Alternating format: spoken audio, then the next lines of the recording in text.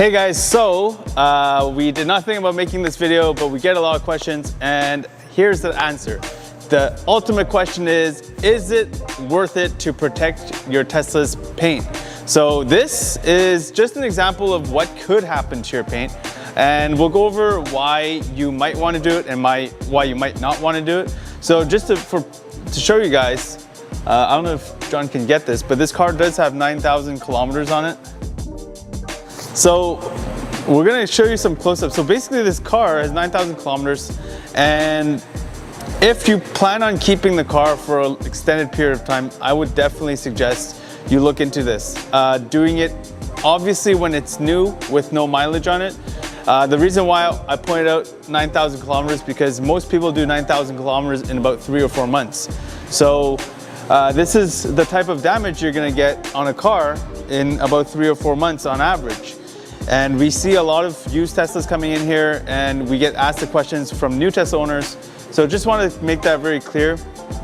If you don't plan on keeping your car, maybe it's not worth it if you plan on keeping it for a year.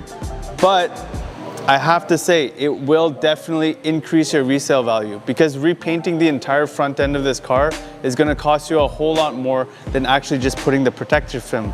Not only that, the protection film is going to be much more durable than your original paint. So this car is getting a full front end package, and obviously you're going to see the mud flaps are removed here, and the bottom of the trim here is actually removed because we're going to be wrapping it inside and under these areas and making sure that it has full protection.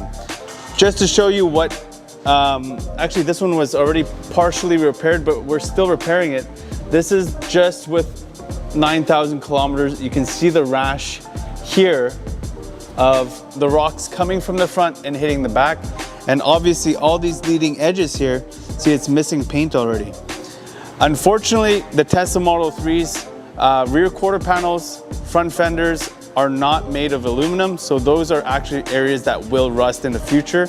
And if you're in Quebec, that's definitely something to look out for. So I decided to make this really quick video just to show you guys what happens to a car with 9,000 kilometers about of normal driving, and then you guys can make up your decision if you choose to take that route and do a protection film or not. So I hope you guys enjoyed this quick little video, and we'll see you guys next time.